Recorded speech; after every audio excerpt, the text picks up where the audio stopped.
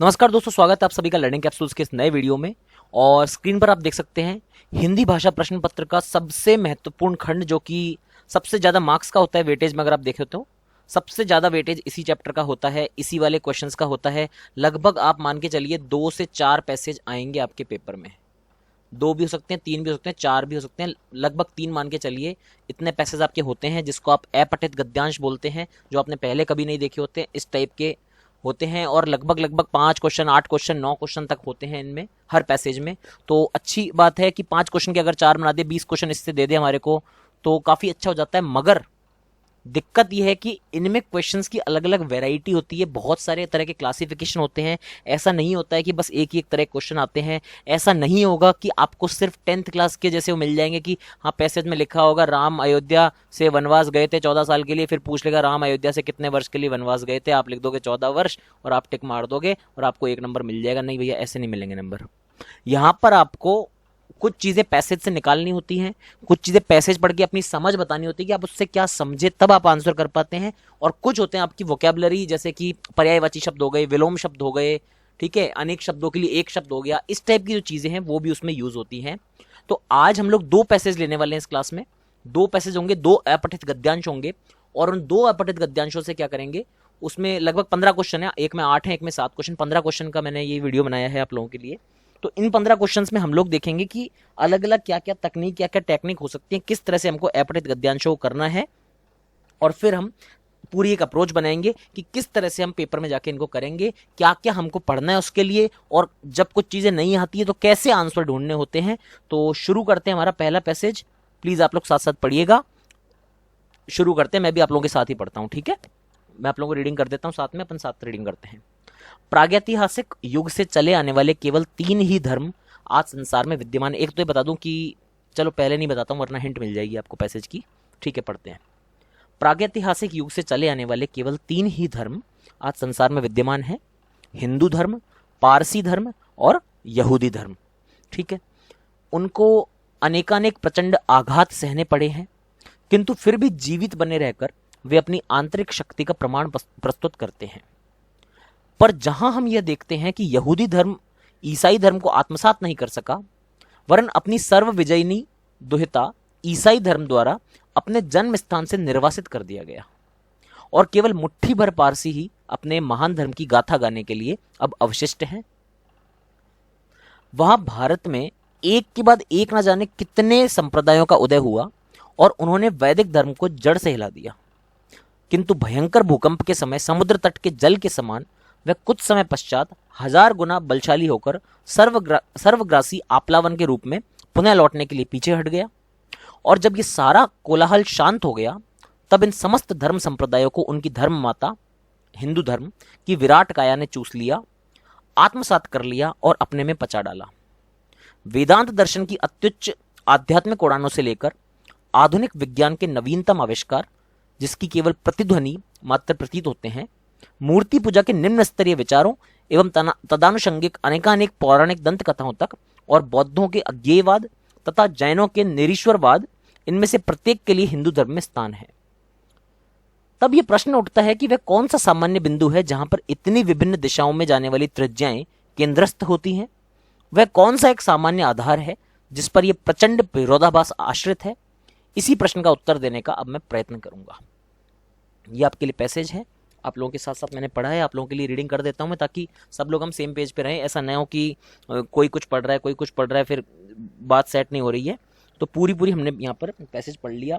इससे हमको कुछ कुछ पता लग रहा है कि यार कुछ कुछ तो हमारे को धर्मों के बारे में बात हो रही है, क्लियर आइडिया लग रहा है धर्मों के बारे में बात हो रही है, कौन सा ऊपर है कौन सा नीचे धर्म है, किस धर्म में क्या हो गया किस में नहीं हुआ, इस टाइप की बातें हमारे को सामने आ रही हैं। ये तो अपने को क्लियर कट पता लग रहा है, ठीक है।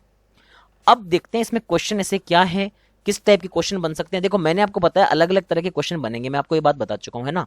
अब क्वेश्चन क्या क्या बन सकते हैं, शब्दकोश के आधार पे बन सकता है कुछ ना कुछ, पर्यायवाची, विलोम, अर्थ किसका क्या है क्या नहीं है, और इसके अलावा इसमें क्या आपने इंटरप्रेट किया, ठीक है, क्या आपने निष्कर्ष निकाले, वो सब बन सकता है। क्या कारक है, क्या कारण है, क्या निष्कर्ष हो सकता है, क्या इसमें भाव दिए हैं, ठीक है, क्या भाव दिए हुए हैं, क्या अर्थ दिए चीजों के, इन सब चीजों पे कोई ना कोई क्वेश्चन बन सकता है। साथ ही साथ किसी भी एक वाक्य को उठा लेगा, बोलेगा उसका मिश्र वाक्य बनाओ, सरल बनाओ, संयुक्त बनाओ, या हो सकता है 4 शब्द कोई भी उठा ले, बोले उनको शब्दकोश के आधार पर जमाओ। तो इस तरह से पूरी हिंदी का प्रयोग इसमें हो सकता है पैसेज में। इसलिए पैसेज बहुत ज्यादा वेटेज वाले क्वेश्चन भी है और पैसेज की बहुत ज्यादा इंपॉर्टेंस भी हो जाती है, क्योंकि इसमें पूरी भाषा को कवर कर सकते हैं। ठीक है, इसीलिए आपको पैसेज पे स्पेशली ध्यान देना है, कैसे करना है ये।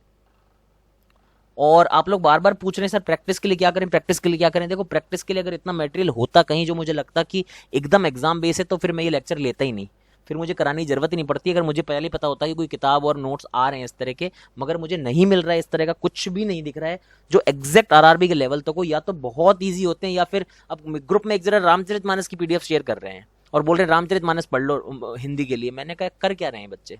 तो इस तरह की हरकतें नहीं करनी है, और जो करा रहा हूं वो तो करना ही पड़ेगा। उसके अलावा देखो यार, अपने हिसाब से कर लो, क्योंकि एग्जैक्ट मटेरियल तो आपको नहीं मिल रहा, इसीलिए मुझे कराना पड़ रहा है ये। ठीक है, चलिए क्वेश्चन देखते हैं इसके क्या है। पहला क्वेश्चन देखिए क्या है, दिए गए गद्यांश में आए सर्व विजयिनी शब्द का भाव बताइए। देखो, भाव पूछा है आपसे, अर्थ नहीं पूछा है। पहली बात तो अर्थ नहीं, आपसे भाव पूछा गया है। ठीक है, सर्व विजयिनी, देखो सबसे पहली बात है कि सर्व विजयिनी से आपको, देखो ये वर्ड आपने ऑब्वियसली सबसे पहले कोई रोज कोई बोलचाल की भाषा का शब्द तो नहीं है, तो आप यहां से तोड़ने की कोशिश किया करो शब्द को जितना तोड़ सको, तुक्के नहीं मारने हैं, जितना लॉजिकली तोड़ सकते हो बस वहां तक तोड़ो, क्योंकि इसका अर्थ जरूरी नहीं आपको पता हो, मुझे भी जरूरी नहीं है कि हर शब्द का अर्थ पता हो हिंदी में, है ना। सर्व का मतलब सबको पता हो कि सबका कुछ ऐसा कैसा होगा, सर्व ऑप्शन देखिए, सब में सर्व है, ठीक है। विजयिनी मतलब, अब विजयिनी का मतलब मुझे पता है कि कुछ ना कुछ विजेता से संबंधित होगा, जीतने का, इस टाइप का कुछ ना कुछ होगा, ये एक नॉर्मल अंदाज लग जाता है। अब जब यहां तक बात आपको समझ नहीं आती सर, एग्जैक्ट फिर भी नहीं पता लग रहा, सर्वज्ञ, सर्वोच्च, सर्वज्ञता, तो सर्वज्ञ क्या होता है, सब कुछ जानने वाला, तो सर्व विजयिनी सब कुछ जानने वाला, ये तो हो नहीं सकता। अब ऐसे में क्या करो, तुरंत उस पैसेज पे जाओ, पैसेज पे जाओ और देखो सर्व विजयिनी कहां है। सर्व विजयिनी यहां पर है, वरन अपनी सर्व विजयिनी दुहिता ईसाई धर्म द्वारा अपने जन्म स्थान से निर्वासित कर दिया गया। सर्व विजयिनी मतलब सबको जो सबको जीत पाए, ठीक है, जो सबको जीत पाए, मतलब भाव। अब उसका भाव क्या होगा, भाव क्या हुआ यहां पर, भाव ये हुआ कि अपना कोई ऐसा धर्म है जो इसका पारसी का यहूदी धर्म ईसाई धर्म को आत्मसात नहीं कर सका, वरन अपनी सर्व विजयिनी दुहिता ईसाई धर्म सबको क्या होगा, अब सबको जानने वाला, सबको देखो सर्वज्ञ होता है जानने वाला, सबको जानने वाला धर्म तो होता नहीं है ईसाई धर्म, वो अपने सर्वज्ञ के लिए क्या होगा, सबसे ऊंचा धर्म कुछ नहीं, सर्वज्ञता वापस वही है। यहां पर सबको जीतने वाले का भाव सबसे अच्छे से है, सर्वश्रेष्ठ से है, क्योंकि जो सबको जीतेगा वो अपने आप में सर्वश्रेष्ठ धर्म हो जाएगा, क्योंकि उसने सबको जीत लिया है। तो यहूदियों ने माना कि भाई ईसाई धर्म ऐसा ऐसा है, ईसाई धर्म सबको जीत लिया है तो सर्वश्रेष्ठ है, इसलिए खुद को भी उससे नहीं बचा पाया। तो यहां पर अर्थ तो सबको जीतने वाला है, ठीक है, सबको जीतने वाला अर्थ है, मगर भाव क्या है यहां पर, सर्वश्रेष्ठ है, ये बात हमको याद रखनी है। इस तरह से भाव पकड़ने हमको। गद्यांश में आए शब्द, क्वेश्चन नंबर 2 पे आ गया हूं मैं। गद्यांश में आए शब्द अवशिष्ट का विपरीतार्थक शब्द बताइए। देखिए, अवशिष्ट अगर आपको नॉर्मली ऐसे पता है, अगर आप हिंदी मीडियम से हैं और आपको पता है कि जब भी आपने देखा होगा अवशिष्ट कहां होती है बात, अवशिष्ट का मतलब सभी को लगभग पता होता है कि बचा हुआ। अवशिष्ट का मतलब क्या होता है, बचा हुआ, ठीक है, जो शेष होता है, बचा हुआ होता है, वो चीजें होती हैं। अगर आप क्वेश्चन में, हालांकि बचा हुआ और शेष अगर मैं आपको बता दूंगा, शेष बचे हुए को बोलते हो ना, शेषफल बोलते हो, रिमाइंडर को बोलते हो जैसे, तो बचा हुआ, अगर बचा हुआ अवशिष्ट है तो उसका विलोम, विपरीतार्थक मतलब विलोम शब्द, ठीक है, एंटोनिम विलोम शब्द होता है, विपरीतार्थक, विपरीत अर्थ वाला। तो अवशेष तो वो इसका अर्थ ही हो गया लगभग। विशिष्ट मतलब इंपॉर्टेंट होता है, वो कोई सेंस नहीं है। अपशिष्ट मतलब होता है कि दूषित, अपशिष्ट पदार्थ सुने होंगे, है ना, अपशिष्ट पदार्थ होते हैं, दूषित जो होता है, अवांछित जो होता है, उस टाइप के मटेरियल होता है। अशेष हो जाएगा, अवशिष्ट मतलब होता है शेष या बचा हुआ, अशेष हो जाएगा इसका जस्ट अपोजिट, सीधा क्वेश्चन। अब इस तरह के जब क्वेश्चन बढ़ जाते हैं ना पेपर में, तो फिर पेपर टफ हो जाता है, क्योंकि बात यह है कि वहां पर वर्ड टू वर्ड आ गया, आप कुछ नहीं कर पाओगे। हालांकि ऐसे शब्दों को ढूंढना, देखो अवशिष्ट को मैं आपको ढूंढ के दिखाता हूं, देखिएगा अवशिष्ट कैसे ढूंढता हूं। अगर आपको बिल्कुल अवशिष्ट का आइडिया नहीं है तो देखना इस क्वेश्चन को कैसे करोगे। पैसेज में गया मैं, ठीक है, अवशिष्ट वर्ड ढूंढो, कहां पे है अवशिष्ट वर्ड, है अवशिष्ट वर्ड मुझे ढूंढना होगा, ये रहा अवशिष्ट वर्ड, ठीक है। अब एक बार लाइन पढ़ो, यहूदी धर्म ईसाई धर्म को आत्मसात नहीं कर सका, वरन अपनी ऐसे द्वारा अपने जन्म स्थान से निर्वासित कर दिया गया, निकाल दिया गया, और केवल मुट्ठी भर पारसी अपने धर्म, महान धर्म की गाथा गाने के लिए अब अवशिष्ट हैं। केवल मुट्ठी भर लोग ही अब अवशिष्ट हैं, इसका मतलब क्या हुआ, केवल मुट्ठी भर लोग ही बचे हैं, पता लग गया ना सीधा सीधा आपको। केवल मुट्ठी भर लोग ही अवशिष्ट हैं। अगर केवल मुट्ठी भर ही लोग बचे हुए हैं तो सीधा पता लग गया, बचे हुआ हो गया शेष और उसका अपोजिट हो गया अवशेष, अशेष हो गया उसका अपोजिट। तो अगर आपको पैसेज की थीम समझ में आएगी तो आप पकड़ लोगे यार केवल मुट्ठी भर लोग ही अवशिष्ट हैं, केवल मुट्ठी भर लोग अगर बच रहे हैं तो इसका अपोजिट मैं निकाल सकता हूं, वो क्या हो जाएगा, शेष का अपोजिट अशेष हो जाएगा। और इस तरह से पैसेज से आंसर निकाला जा सकता है अगर फिर भी वर्ड नहीं पता। मतलब अगर 10 वर्ड के क्वेश्चन आएंगे ना, अगर 10 वर्ड प्रॉब्लम आती है इस टाइप की, तो 8 या 9 आप आराम से पैसेज से निकाल सकते हो। कुछ ऐसे होते हैं जो बिल्कुल समझ नहीं आएगा पैसेज से, वो आपके डिक्शनरी, आपके वोकैब, इन सब डिपेंड करेगा, मगर अदरवाइज आप पैसेज से आंसर निकाल सकते हो, इसलिए घबराने की जरूरत नहीं है। ये नहीं होता मतलब कि सर हिंदी की डिक्शनरी याद करने लग जाऊंगे आरआरबी करने के लिए, नहीं यार, 80% क्वेश्चन आप ऐसे सॉल्व कर दोगे पैसेज से आइडिया लगा के, ठीक है, मगर आइडिया लगना चाहिए पैसेज का। चलिए प्रश्न नंबर 3 पर आते हैं। 8 प्रश्न है इस पैसेज में। दिए गए लघु वाक्यों में से किसी निरीश्वरवाद शब्द के लिए प्रयोग में लाया जा सकता है। निरीश्वरवाद, देखो सीधा सीधा शब्द आपको समझ में आना चाहिए कि यहां पर निरीश्वरवाद है तो ईश्वर की बात हुई है उसमें, और आगे नी नाम का उपसर्ग जैसा भी कुछ लग रहा होगा, नी ऐसा कुछ भी, आपको उपसर्गों की डिटेल में नहीं जाना है। तो ईश्वर को नकारने का भाव है, ये तो आपको क्लियर समझ में आ रहा है, ना लग गया किसी चीज के आगे। वाद, आपको पता है वाद मतलब इज्म होता है, कुछ भी होता है ना, ठीक है ना, इज्म होता है, मतलब कुछ भी, किसी भी चीज का इज्म लगा दो आपकी, सेक्युलरिज्म, सेक्युलर प्लस इज्म लग गया तो वो इस तरह से वाद उस चीज के लिए होता है, ठीक है ना।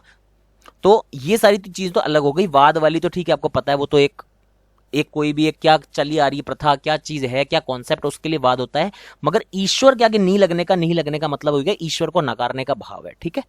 अब पूछ लो, देख लो इसमें शब्द वाक्य कौन सा हो सकता है जहां एक ईश्वर की परिकल्पना नहीं, जहां ईश्वर के अस्तित्व का नकारा गया है, जहां एक ही विचार, कोई सेंस ही नहीं विचार का, जहां ईश की सत्ता स्वयं सिद्ध है, मतलब ही नहीं है। ईश्वर के अस्तित्व का नकारोगे, नकारना मतलब खाली नी शब्द से, जो नी है ना, ये नी जो ईश्वर के आगे नी चीज दिख रही है आपको, ये निर ईश्वर ऐसा कुछ दिख रहा है ना, बस इस नए से पता लग गया कि ईश्वर को नहीं मानना है। यहाँ पे ईश्वर को नहीं मानोगे, ईश्वर के अस्तित्व को नकार दो, निरीश्वरवाद का आराम से सॉल्व हो गया।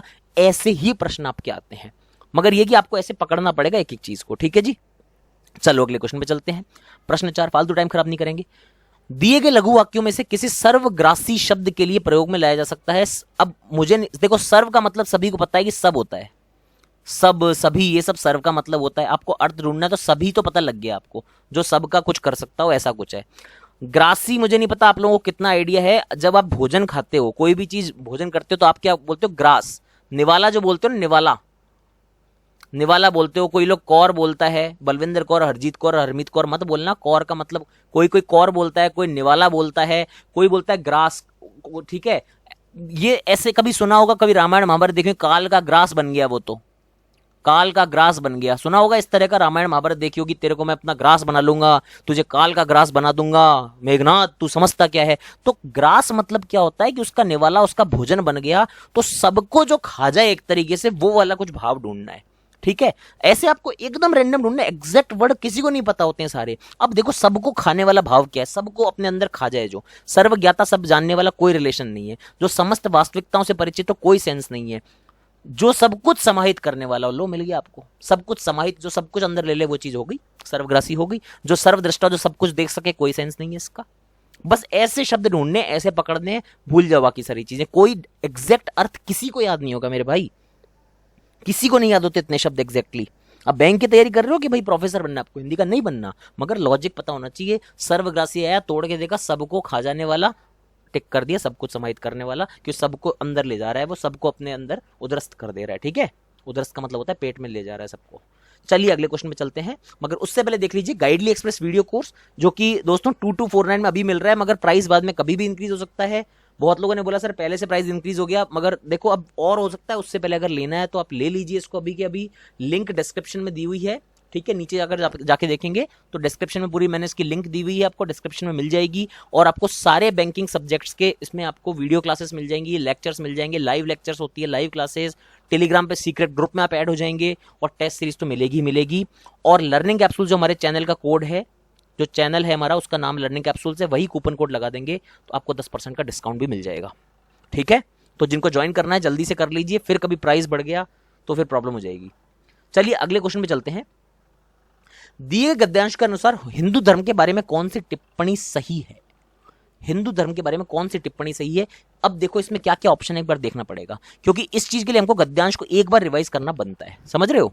देखो क्या है, हिंदू धर्म की एकात्मकता, हिंदू धर्म की सत्तात्मकता, एकात्मकता मतलब एक होने का भाव कि वो एक ही है बस और कुछ नहीं है, समझ रहे हो। एकात्मकता मतलब एक ही है, बाकी कोई एग्जिस्ट नहीं करता उसके आगे, वो एक होता है। सत्तात्मकता मतलब सबसे ऊपर सत्ता, मतलब एकदम सबको गवर्न करता है, सबका बॉस बन के बैठा है, वो होती है सत्तात्मकता। सत्ता समझते हो ना, सत्ता में बैठ गया कोई। सर्वांग समता एक्चुअल में कॉन्ग्रुएंस होती है, अगर कोई मैथ्स वाले स्टूडेंट है ना, तो सर्वांग समता वो होती है कि जिसके सभी पार्ट समान हो। सर्व अंग समता वो होती सर्वांग समता, तो सभी अंग समान हो वो होती सर्वांग समता। ये हिंदू मतलब हिंदू धर्म में सभी चीजों को समान माना गया है। एक है हिंदू धर्म की महत्ता मतलब इंपॉर्टेंस, और एक है हिंदू धर्म की सार्वभौमिकता। सार्वभौमिकता मतलब सबके हित जानने वाला, सर्वहित करने वाला। सर्वहित करने वाला होता है सार्वभौमिक, ठीक है, सबके हितों का सोचने वाला, सबकी अच्छाई सोचने वाला, सभी को अपने अंदर समावेश करने वाला, वो होता है सार्वभौमिकता, ठीक है। तो अब हम देखते हैं कि इसमें पैसेज में क्या बोला गया। एक बार हमको हल्का सा रिवाइज करना पड़ेगा पैसेज, एक बार रिवाइज कर लेते हैं हम लोग और आपको आइडिया लग जाएगा आंसर का, ठीक है जी। हमको पता करना पड़ेगा ना हिंदू धर्म के बारे में एग्जैक्टली क्या बातें बोली गई हैं। हिंदू धर्म के बारे में देखते हैं सबसे पहले। भाई देखो, सबसे पहले अगर आप रिवाइज करना है, पूरी रीडिंग नहीं करनी है, आपको याद होना चाहिए भाई यहाँ पे 3 धर्मों के बारे में बताया गया है, ठीक है। 3 धर्म के बारे में बताया गया, फिर बताया गया कि यहूदी ईसाइयों का कुछ बड़ी सी गंदी सी इक्वेशन बन गई थी उनके बीच में, वो बचे नहीं ज़्यादा लोग, थोड़े से लोग ही बच गए थे, अवशिष्ट आया था। फिर वह भारत में एक के एक बाद न जाने कितने संप्रदाय का उदय हुआ, उन्होंने वैदिक धर्म को हिला दिया, मगर फिर क्या हुआ, धीरे धीरे कोलाहल शांत हुआ। समस्त धर्म संप्रदायों को उनकी धर्म माता हिंदू धर्म, सभी धर्म संप्रदायों की धर्म माता की विराट काय ने चूस लिया, आत्मसात कर लिया और अपने में पचा डाला। वेदांत दर्शन की अत्युच्च आध्यात्मिक, देखो यहाँ पे पता लग रही है एक चीज, तो आधुनिक विज्ञान के नवीनतम आविष्कार जिसकी केवल प्रतिध्वनि मात्र प्रतीत होते हैं, मूर्ति पूजा के निम्न स्तरीय विचारों, तदानुषंगिक अनेकानेक पौराणिक दंत कथाएं, बौद्ध, जैन, इनमें से प्रत्येक के लिए हिंदू धर्म में स्थान है। आपको बात क्लियर हो जानी चाहिए। उस प्रश्न का उत्तर हो जाएगा सार्वभौमिक। सभी के हित, सबको अपने अंदर रखता है जो चीजें, वो क्या हो जाती हैं, प्रत्येक धर्म के लिए हिंदू धर्म में स्थान है। हिंदू धर्म की परिकल्पना है कि भाई सभी धर्म, उससे सभी धर्मों के जो विचार हैं उसको मान सकते हो आप हिंदू धर्म में। तो इसका मतलब क्या हो गया, हिंदू धर्म सार्वभौमिक है, हिंदू धर्म सबका सर्वहित सोचता है, सबके हितों की बात करने वाला है, इसलिए उसका उत्तर हो जाएगा सार्वभौमिक। और मुझे ऐसा लगता है कि अगर आप इसको पैसेज को नहीं भी देखते तब भी आप यही टिक करते, क्योंकि आप जानते हैं किसी धर्म के बारे में कोई नेगेटिव क्यों ही लिखेगा, तो आपको पता है सर्वहित ही इसका ज्यादातर आंसर होता, एक ही हिंदू धर्म, इसकी सत्ता है, ये सब कोई नहीं करेगा, ठीक है। एक लॉजिक से भी हो जाता, मगर पैसेज में क्लियर लिखा हुआ है कि हिंदू धर्म सभी धर्मों की बातें रखता है अपने बीच में, तो इसलिए इसके अंदर सार्वभौमिकता का भाव हो जाएगा। ये सर्वहित की बातें करता है, ये बात आपको क्लियर हो जानी चाहिए, ठीक है जी। अगले क्वेश्चन पे चलते हैं। अगला क्वेश्चन क्या बोलता है, दिए गए गद्यांश के अनुसार विश्व पटल पर धर्म के संदर्भ में कौन सी टिप्पणी सही नहीं है। अब हम पैसेज 2 बार देख चुके हैं तो हम टिक कर सकते हैं इसको। कौन सी टिप्पणी सही नहीं है, ध्यान रखना, नेगेटिव पूछा आपसे, ये गलती मत करना कि आप सही कर दें टिक। शुरू से अभी तक धर्म ने कई आघात सहे लेकिन अभी भी वह विश्व में विद्यमान है, बिल्कुल सही बात है। धर्मों ने तो कई लिखा ही है, धर्म ने कई आघात सहे, पहले पैराग्राफ में दिया था। आघातों के कारण कई धर्म नष्ट हो गए, बिल्कुल सही बात है, कुछ ही लोग बचे थे, बताया उसने, कई धर्म नष्ट भी हो गए थे। केवल वही धर्म शेष है जिनकी आंतरिक शक्ति बेजोड़ थी, ये भी लिखा हुआ था। भारत की तरह अन्य देशों ने भी सभी धर्मों को आत्मसात कर लिया और स्वयं विकसित हुए, क्लियर गलत स्टेटमेंट है, यही आपका उत्तर हो जाएगा। क्योंकि इसने लिखा था कि भारत में ऐसा हो रहा था, जबकि बाकी देशों में तो काफी सारे धर्म खत्म हो गए क्योंकि उन्होंने आत्मसात नहीं किया, मगर भारत में उन्होंने बताया कि भाई मेनली हिंदू धर्म है और उसने सभी धर्मों को आत्मसात करने की कैपेसिटी थी, उसने ऐसा किया, इसलिए भारत में खुद विकसित होते गए धर्म और बाकी जगह पर ये काम नहीं हो पाया। ई क्या है, बेजोड़ आंतरिक शक्ति के फलस्वरूप प्रागैतिहासिक युग के 3 प्रमुख धर्मी विश्व में शेष हैं, वो आपको पहली लाइन ही पैसेज की पता है, तो आपका आंसर यहाँ पे हो जाएगा डी, क्योंकि ये क्लियरली मेंशन्ड है। तो इस तरह से आपको इंटरप्रेट करना होगा, आपको डायरेक्ट कोई लिख लिख के नहीं देगा, आपको इंटरप्रेशन करना होगा भी भारत में सभी धर्मों को उसने लिखा है, भारत के बारे में अलग से और विश्व के बारे में अलग से लिखा था, तो ये सारी बातें आपको इंटरप्रेट करके चलनी है, ठीक है जी। क्वेश्चन नंबर 7 और 8 देखते हैं क्या दिए गए हैं।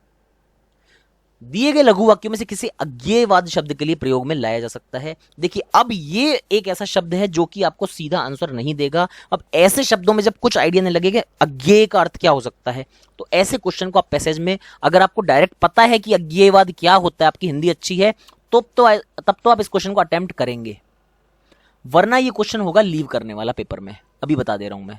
क्योंकि 40 में से अगर आपको 30-32 लाने हैं तो 7-8 क्वेश्चन ऑब्वियसली लीव होंगे। उनमें से ये क्वेश्चन जो होते हैं टिपिकल वोकेबुलरी, जिनको तोड़ नहीं पा रहे हो, अज्ञेय और वाद को, अज्ञेय तोड़ की भी अज्ञेय का अगर कुछ नहीं बता पा रहे हो तो क्या कर लोगे आप।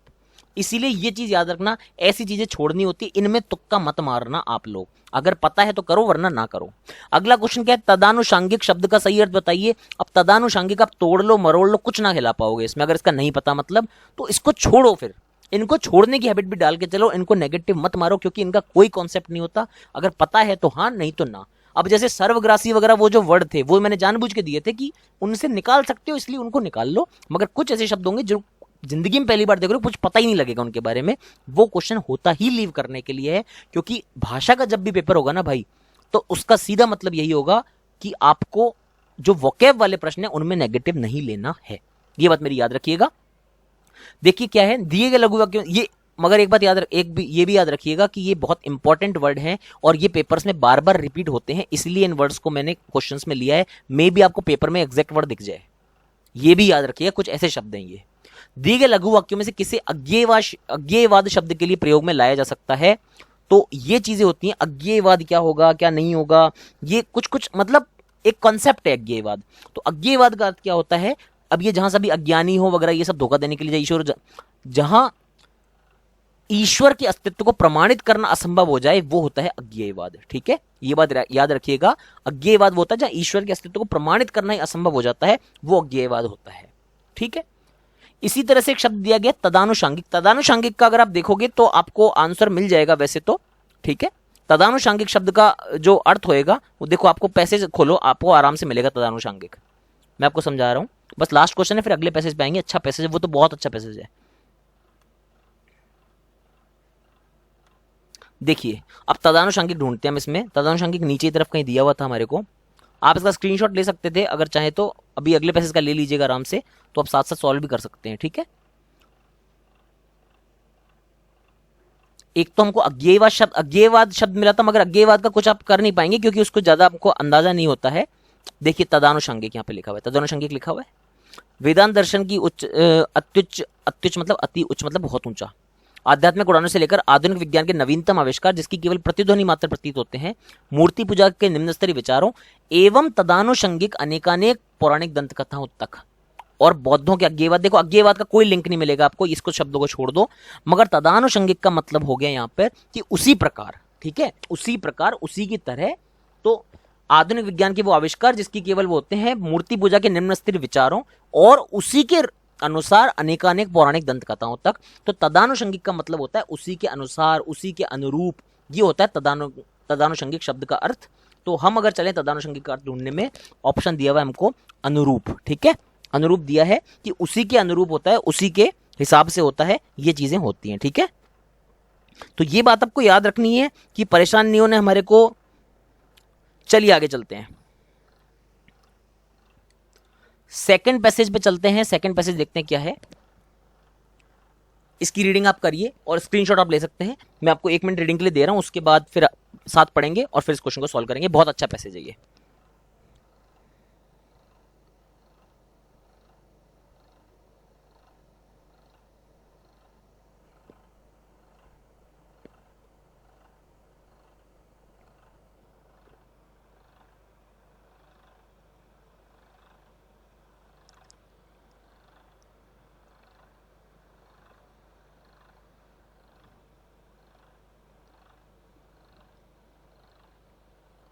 चलिए साथ ही पढ़ते हैं, नहीं तो फिर बिखर जाएंगे, कुछ लोग आगे हो जाएंगे, कुछ पीछे जाएंगे, कुछ छोड़ जाएंगे, बीच में लफड़ा जम्बा हो जाएगा। देखते हैं, वर्तमान अवस्था हमारे पूर्वानुष्ठित कर्मों द्वारा निश्चित होती है और भविष्य वर्तमान कर्मों द्वारा।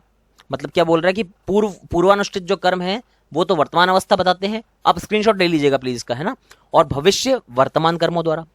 आत्मा जन्म मृत्यु के चक्र में लगातार घूमती हुई कभी ऊपर विकास करती है, कभी प्रत्यागमन करती है, मतलब कभी ऊपर विकास करने लग जाती है, कभी इधर उधर भगने लग जाती है। यहां पर एक दूसरा प्रश्न उठता है, क्या मनुष्य प्रचंड तूफान में ग्रसित वह छोटी सी नौका है जो एक क्षण किसी वेगवान तरंग के फेनल शिखर पर चढ़ जाती है और दूसरे क्षण भयानक गर्त में नीचे ढकेल दी जाती है? क्या बोल रहा है, क्या मनुष्य तूफान में ग्रस्त वह छोटी सी नौका से कंपैरिजन कर रहा है जो एक क्षण तो ऊपर चढ़ जाती है फिर कभी नीचे आ जाती है, अपने शुभ और अशुभ कर्मों की दया पर केवल इधर उधर भटकती फिरती है? क्या वह कार्यकरण की सतत प्रवाही निर्मम भीषण तथा गर्जनशाली धारा में पड़ा हुआ अशक्त असहाय भग्न पोत है? पोत मतलब जहाज। क्या वह उस कारणता के चक्र के नीचे पड़ा हुआ एक क्षुद्र शलभ है जो विधवा के आंसुओं तथा अनाथ बालक की आहों की तनिक भी चिंता न करते हुए अपने मार्ग में आने वाली सभी वस्तुओं को कुचल डालता है। इस प्रकार के विचार से अंतःकरण कांप उठता है, पर यही प्रकृति का नियम है। तो फिर क्या कोई आशा ही नहीं है? क्या इससे बचने का कोई मार्ग नहीं है? यही करुण पुकार निराशा विव्वल हृदय के अंतस्थल से ऊपर उठी और उसी करुणामय के सिंहासन तक जा पहुंची। वहां से आशा तथा सांत्वना की वाणी निकली और उसने एक वैदिक ऋषि को अंतःस्फूर्ति प्रदान की और उसने संसार के सामने खड़े होकर तूर्य स्वर में इस आनंद संदेश की घोषणा की। लास्ट में आनंद संदेश कर दिया, भले पूरे पैसेज में रोना मचा रखा था, लास्ट में तो कम से कम चलो आनंद हो गया है। ठीक है, ये सारी बातें बोली हैं। तो आपको ये पैसेज पढ़ते ही एक चीज दिमाग में आनी चाहिए कि भाई पहले क्या हुआ है। देखो, पहले पैसेज का भाव जान लो एक बार, उसके बाद चलो, क्योंकि ऐसा नहीं कि पैसेज में आपको डायरेक्टली आंसर मिल जाएंगे कोट करने को, है ना, कि भाई ये लाइन इस आंसर से ये लाइन बन गई, ऐसा कुछ नहीं होगा।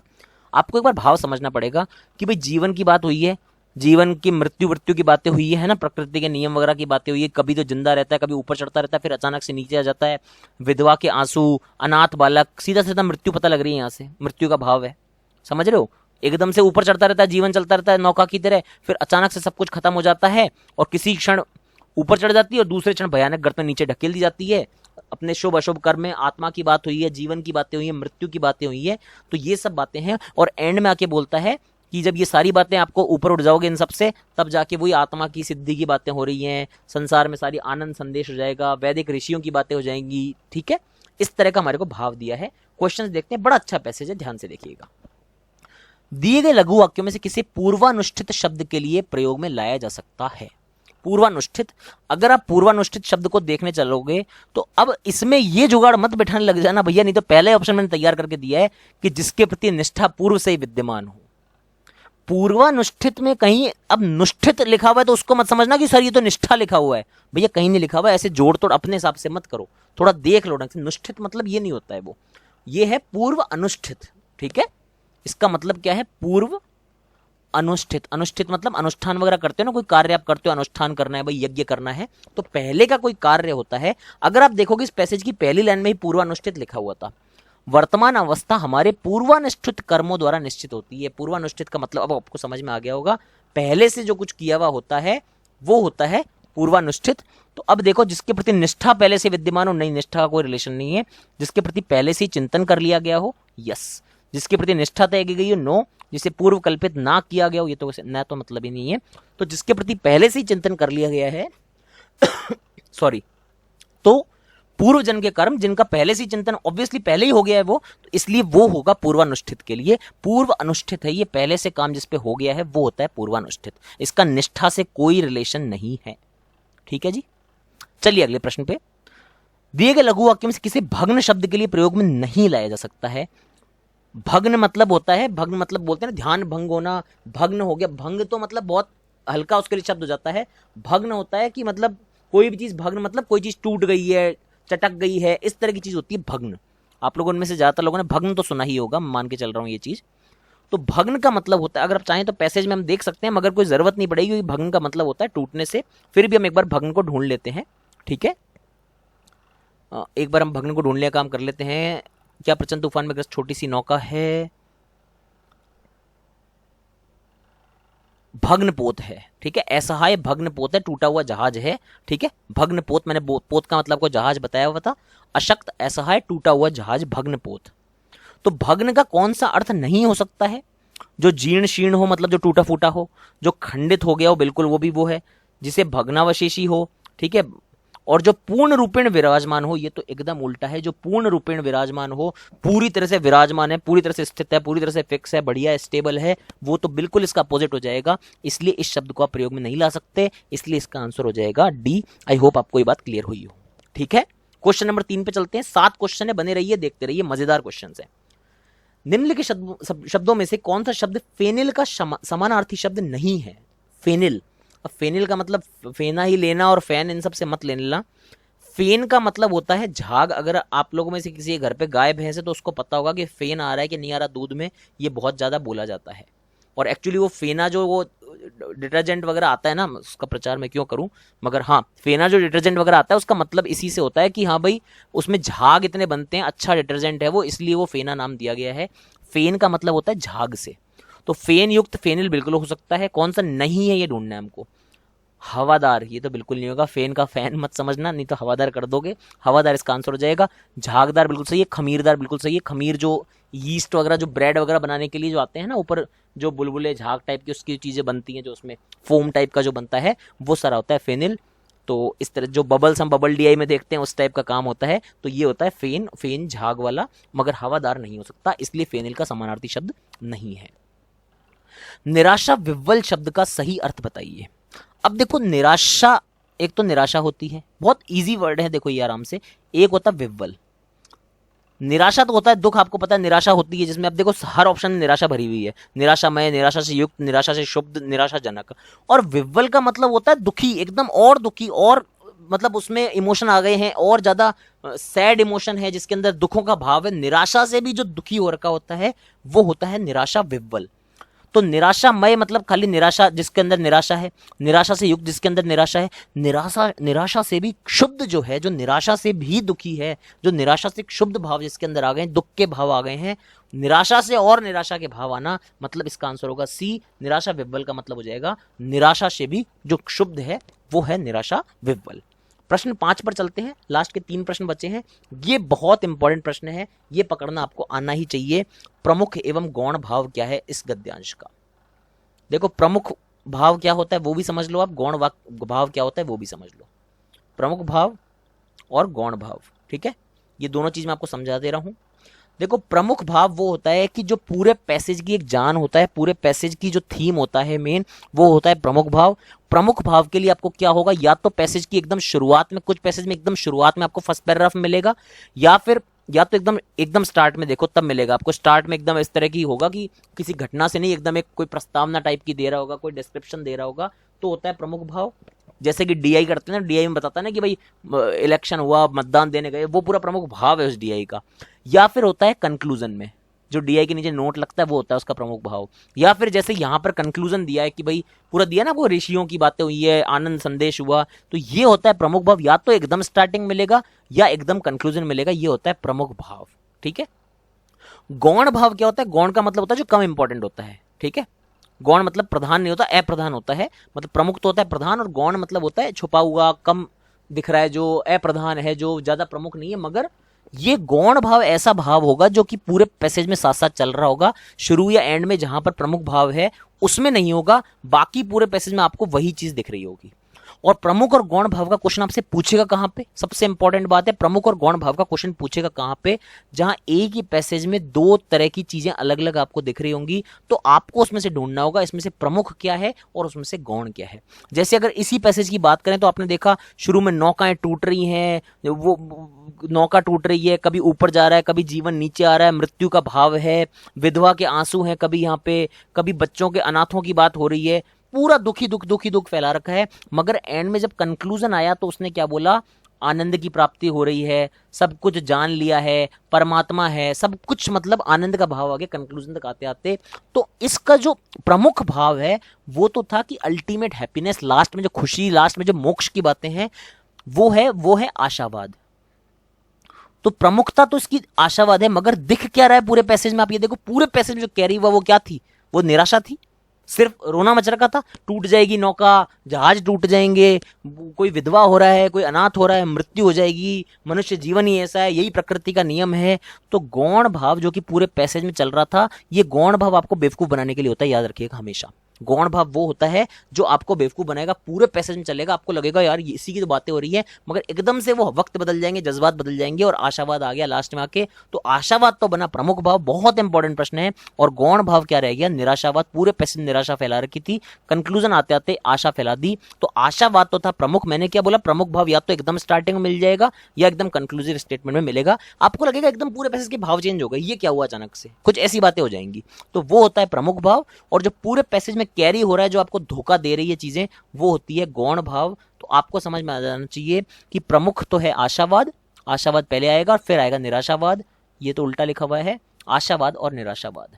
अब जल्दीबाजी में आशावाद निराशावाद दोनों देखते, पहला क्वेश्चन टिक मत कर देना, पहला ऑप्शन, क्योंकि अगर आशावाद निराशावाद इस ऑर्डर में है रेस्पेक्टिवली क्रमशः वाला, तो प्रमुख पहले आएगा, गौण बाद में आएगा। प्रमुख आशावाद जब पहले आएगा, निराशावाद बाद में आएगा। तो कहीं गलती से ए मत टिक कर देना जोश में आके कि वाह मुझे तो सब आता है, ऐसा काम मत करना, अदरवाइज गड़बड़ हो जाएगी। ठीक है जी, बहुत अच्छा क्वेश्चन था। प्रमुख और गौण भाव आप आज समझ गए होंगे। पैसेज में थ्योरी ऐसे क्लियर होती है। प्रमुख और गौण भाव की थ्योरी आप लोगों की आज मैंने करा दी है। एक क्वेश्चन इस पे आप एक्सपेक्ट कर सकते हैं आने वाले दिनों में जब आरआरबी पीओ का पेपर होगा। छठे प्रश्न में आता हूं। टोटल 7 प्रश्न है, देखते जाइए। ऐसा क्वेश्चन हमेशा आता है कि उसकी तुलना करने से उसका क्या उद्देश्य है, वो बोलने से उसका क्या उद्देश्य है। पक्का आता है कि लेखक या कवि का क्या उद्देश्य है। देखिए, दिए गए गद्यांश में मनुष्य जीवन की तुलना नौका से करने का उद्देश्य क्या है। नौका से तुलना हुई थी, और नौका से तुलना क्यों हुई थी बताया था। कभी ऊंचा चले जाओगे, कभी एकदम नीचे चले जाओगे। बोला था ना, कभी तो एकदम शिखर पे चढ़ जाता है लहरों में, कभी एकदम लहरों से नीचे गिर जाता है। यही बात की थी नौका के लिए, यही बात हुई थी। अब देखो क्या है, मनुष्य जीवन की चलायमान प्रकृति को इंगित करना। चलायमान मतलब जो चलता रहता है। तो खाली नौका के चलने की बातें हुई थी, नौका चलती रहती है। आप ये देखो, नौका से तुलना की है अगर, तो देखो कि क्या तुलना हुई थी, नौका के बारे में क्या क्या बताया गया। देखो आपको क्या बोला गया, बहुत अच्छा लॉजिक बता रहा हूं। खाली क्वेश्चन मत सॉल्व करो, हर क्वेश्चन सॉल्व कर लो, ऐसा कर लो खुद को। मनुष्य और नौका, इन दोनों कंपैरिजन हुआ। अब जब आपको बोला है कि मनुष्य के बारे में कुछ है, नौका से कंपैरिजन है, तो ऑब्वियसली पैसेज में आपको सब कुछ नौका के बारे में बताएगा, इसके बारे में कुछ नहीं बताएगा। वो चाहता है कि आप समझें क्या है। नौका को बोला कभी तो वो ऊपर चढ़ जाती है, लहरों से शिखर तक पहुंच जाती है। कई बार वो ऐसी होती है कि एकदम गर्त में ढकेल दी जाती है, एकदम गड्ढों में पटक दी जाती है, जहाज टूट जाते हैं। इस टाइप की बातें हुई थी। तो आपको पता लगना चाहिए जीवन में कभी तो ऊंचाइयों तक छुओगे, कभी एकदम लास्ट में मौत तक आ जाएगी, कभी जीवन में ऊपर जाओगे, कभी जीवन में नीचे आओगे, कभी प्रोग्रेस होगी, कभी एकदम डिप्रेशन आ जाता है, कभी खुशियां आ जाती हैं। इस तरह की बातें हुई हैं। तो चलायमान प्रकृति तो ये होती है ना कि भाई जैसे नौका चलती रहती है वैसे जीवन भी चलता रहता है। हर चीज नौका पे अप्लाई करो और देखो जीवन पे सही है क्या। नौका की चलायमान की बात की थी नहीं, की भाई खाली चलने की बात थोड़ी है, ऊपर नीचे जाने की बातें हुई है, कभी सुख कभी दुख ऐसी बातें हुई है, कभी ऊंचाई कभी नीचे। मनुष्य जीवन की नश्वर प्रवृत्ति को आरोपित करना। नश्वर मतलब होता है जिसका अंत होता है कभी ना कभी, ठीक है, जो मरते हैं वो होता है, ठीक है। तो नश्वर प्रवृत्ति तो क्या हो जाएगी भाई, आपकी नश्वर प्रवृत्ति हो जाएगी। जो नश्वर प्रवृत्ति की बात थोड़ी हुई, खाली नौका के खत्म होने की बात थोड़ी हुई है। सिर्फ नौका के नष्ट होने की बात हुई है क्या, नौका के खत्म होने की बात हुई है क्या, नहीं हुई है भाई। नौका के कभी ऊंचाइयां भी बताइए, नौका की कभी नीचाई भी बताइए। तो खाली नष्ट होना, अमर होना या नाश होना ये बातें नहीं की गई है। ऊंचाई नीचाई की बात की गई है, मुझे अभी तक नहीं मिला है। मनुष्य जीवन की अनिश्चितता को प्रकट करना, मिल गया मेरे को आंसर। ये अनिश्चितता तो है, कभी ऊपर जा रहे हो कभी नीचे जा रहे हो, यही तो अनिश्चितता है। चौथा ऑप्शन देखो कि मनुष्य जीवन की क्षण भंगुर, बहुत इंपॉर्टेंट वर्ड होता है, ध्यान रखिएगा। क्षण भंगुर होता है जो एक ही बार में टूट जाए, अचानक से तुरंत टूट जाए। जैसे कांच का आइटम जो होता है ना, वो कांच की प्रॉपर्टी पढ़ोगे आप तो क्षण भंगुर होती है वो, ठीक है। जिसने केमिस्ट्री हिंदी में पढ़ी होगी, कांच क्षण भंगुर होता है। क्षण मतलब उसी क्षण, एक ही पल में, भंगुर मतलब टूटने जैसा, ठीक है। क्षण भंगुर होती है प्रॉपर्टी। तो मनुष्य जीवन की क्षण भंगुर प्रकृति नहीं है, एक ही क्षण में मर जाएगा। खाली ये थोड़ी पता कि नौका एक ही पल में खत्म हो जाती है। आपको इतना याद रखना, अगर नौका के बारे में ऊपर जाना नीचे जाना दोनों बातें बताइए, इसका मतलब दोनों चीजों को कंसीडर करना है। ये नहीं देखना कि मनुष्य क्षण भंगुर है, खत्म हो जाता है, कि नौका एक ही क्षण में टूट जाती है। खाली वही चीज नहीं बताई है। नौका के ऊपर जाने का भाव भी है, नौका के शिखरों को छूने का लहरों के साथ वो भी भाव है, उसको भी कंसीडर करना पड़ेगा। इसलिए मनुष्य जीवन की अनिश्चितता तो है, क्षण भंगुर नहीं है, खाली टूटने की बातें नहीं हुई है, अच्छी चीजों की बातें भी हुई हैं, पॉजिटिविटी भी है। इसलिए आंसर सी होगा, डी नहीं होगा। लास्ट प्रश्न पे आ रहा हूं मैं, और कल सुबह तक आपको पीडीएफ मिल जाएगी इस वाले लेसन की भी और पिछली दोनों क्लासेस की भी, और शुरू की 2 मैं दे चुका हूं आप लोगों को, ठीक है। देखिए, दिए गए गद्यांश में प्रकृति के कौन से नियम का उल्लेख किया गया। सीधा सीधा आपसे पूछा गया प्रकृति का कौन सा नियम है जिसका उल्लेख दिए गए गद्यांश में हुआ है, ठीक है।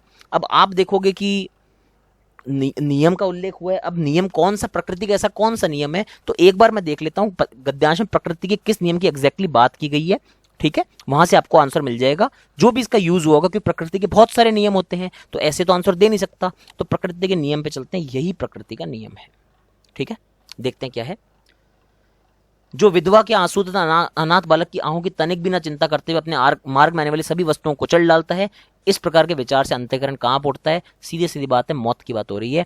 जो आया है वो मरेगा ही मरेगा, सीधी सी बात ये है। प्रकृति के इसी नियम की बात हो रही है। विधवा के आंसू, अनाथ बालक की आहें, सीधा सीधा मौत का इशारा कर रहे हैं। मतलब यह है कि आपको समझ में आ गया कि प्रकृति का क्या नियम है। जो भी जीव जंतु हैं यहाँ पे सब मरेंगे, मनुष्य भी मरेंगे एक ना एक दिन। तो सीधी सीधी वही बात की है। मनुष्य जीवन की अनिश्चितता नहीं, प्रकृति की अनिश्चितता की बात नहीं कर रहा है वो।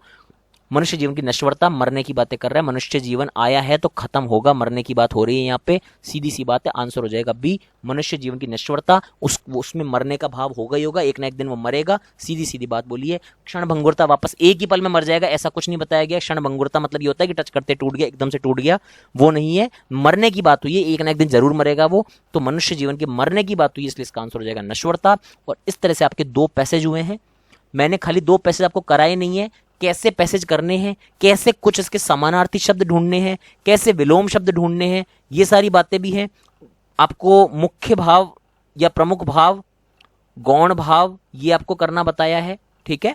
और कैसे पैसेज को इंटरप्रेट करना है, सारी चीज बताई है। आने वाले दिनों में और पैसेज और क्लोज टेस्ट, ये दोनों चीजें ज्यादा से ज्यादा लूंगा, क्योंकि इनका वेटेज बहुत ज्यादा है। मान के चलिए 25-26 नंबर का वेटेज ये मिला के ले लेते हैं हिंदी के पेपर में, तो ये चीजें ज्यादा से ज्यादा कराने की कोशिश करूंगा। और क्लास पसंद आई हो तो इसको शेयर कर दीजिएगा। Thank you so much.